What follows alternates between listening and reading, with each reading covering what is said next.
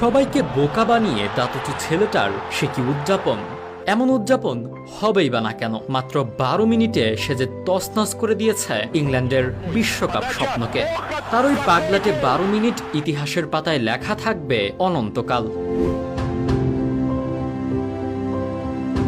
47,000-এর বেশি সৌভাগ্যবান দর্শকে ঠাসা জাপানের সিজুকা স্টেডিয়াম।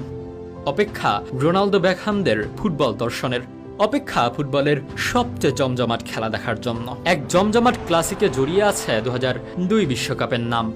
দিনটা ছিল 21 জুন। সেদিন জাপানের সিজুকা স্টেডিয়ামে মুখোমুখি হয় ব্রাজিল ও ইংল্যান্ড বিশ্বকাপের কোয়ার্টার ফাইনালের লড়াইয়ে।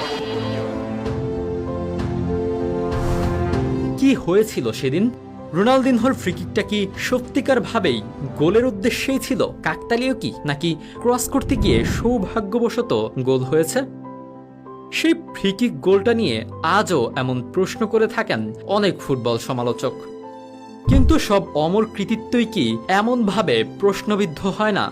যে যেটাই ভাবুক, 2002 বিশ্বকাপের কোয়ার্টার ফাইনাল ম্যাচে একজন উদীয়মান তারকার জন্ম হয়েছিল বিশ্বমঞ্চে, যে কিনা ঠিক করে দিয়েছিল একটি বিশ্বকাপ ক্লাসিক ম্যাচের গতিপথ। দুই ফুটবল পরাশক্তির লড়াইয়ে ছিল তীব্র প্রতিদ্বন্দ্বিতা, ছিল পিছিয়ে পড়েও ফিরে আসার গল্প এবং অনেকগুলো যদি কিন্তুর প্রশ্ন।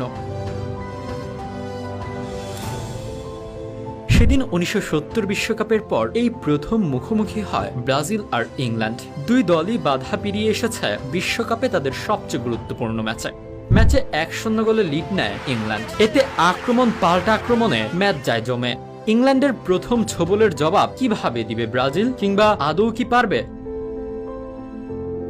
ব্রাজিলের সমতাসূচক গোল আসে শক্তিশালী একটা কাউন্টার অ্যাটাক থেকে প্রথমার্ধের ইনজুরি টাইমে। সেই গোলটা এসেছে মূলত রোনালদিনহোর কল্যাণেই। England 1, Brazil 1।